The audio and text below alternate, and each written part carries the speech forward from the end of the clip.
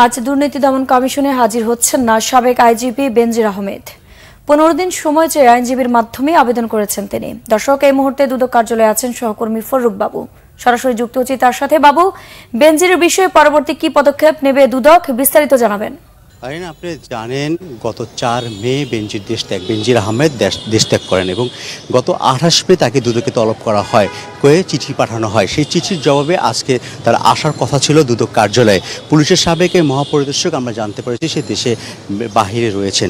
কোথায় রয়েছেন সে বিষয়টা এখন পর্যন্ত পরিষ্কার নয়। এদিকে আইনি একটা জটিলতার বিষয়টা এখন পর্যন্ত সামনে চলে এসেছে। সেটা হচ্ছে দুদকের আইন অনুযায়ী যদি কোনো লয়ার তার পক্ষে, কোনো আসামির পক্ষে বা অভিযুক্তের পক্ষে যদি সে দুদক কার্যালয়ে সে সময় ক্ষেপণের জন্য আসেন, সেক্ষেত্রে সেই অভিযুক্ত ব্যক্তি তাকে পাওয়ার অফ অ্যাটর্নি দিতে হয়। যেহেতু দুদকের চিঠি পাঠানোর আগে, দুদক কার্যালয় তলবের সেই চিঠি পাঠানোর আগেই দেশ ত্যাগের একটা কথা শোনা গেছে বেনজির আহমেদের। সেক্ষেত্রে তার লয়ার কি বিদেশে যেয়ে তার কাছ থেকে পাওয়ার অফ অ্যাটর্নি নিয়ে এসেছেন, কোন প্রক্রিয়া আসলে পাওয়ার অফ অ্যাটর্নি নিয়ে গতকাল সে সন্ধ্যায় দুদকে সময় ক্ষেপণের জন্য আসলে সময় চেয়েছেন। দুদকের ল অনুযায়ী 15 দিন সময় দেওয়া যেতে পারে একজন অভিযুক্তকে। তো সেই অনুযায়ী আগামী এই মাসের 20 তারিখে যদি আসে, সে 20 তারিখ পরে শুক্রবার বা 21 তারিখ শুক্র শনি সরকারি ছুটির দিন পরে, তো ধারণা করা হচ্ছে 23 তারিখ দুদক কার্যালয়ে আবার তাকে ডাকার একটা বিষয় চলে আসতে পারে। সেই সাথে বেনজিরের স্ত্রী এবং তার 3 কন্যাকে দুদক কার্যালয়ে ডাকা হয়েছে আগামী 9 তারিখে। সেই 9 তারিখের বিষয় নিয়ে এখন পর্যন্ত কোনো ধরনের পরিষ্কার বার্তা দেওয়া হয়নি। তাদের সময় ক্ষেপণে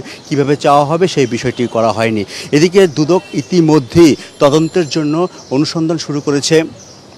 বেনজিরের বিভিন্ন সম্পত্তির দিকে অনুসন্ধান তারা করছে। তো ধারণা করা হচ্ছে বেনজির যদি পরবর্তী যে তারিখ নির্ধারণ হবে সেই তারিখে যদি দুদক কার্যালয়ে উপস্থিত না হয়ে নিজের সপক্ষে বক্তব্য নাও দেয়, তবুও দুদকের তরফ থেকে আইনি যে ব্যাখ্যা রয়েছে সেই অনুযায়ী তার সকল মামলার কার্যক্রম চলমান থাকবে এবং অতি দ্রুত দুদক সেই মামলার তদন্ত শেষ করতে পারবে বলে ধারণা করা হচ্ছে। এবং দুদক থেকে বলা হচ্ছে সে নিজের সপক্ষে যুক্তি না দিলে পুরো বিষয়টা তার উপর দায় চেপে যাবে এবং দুদক তার অনুসন্ধানী কার্যক্রম তার নিয়ম অনুযায়ী চালিয়ে যাবে।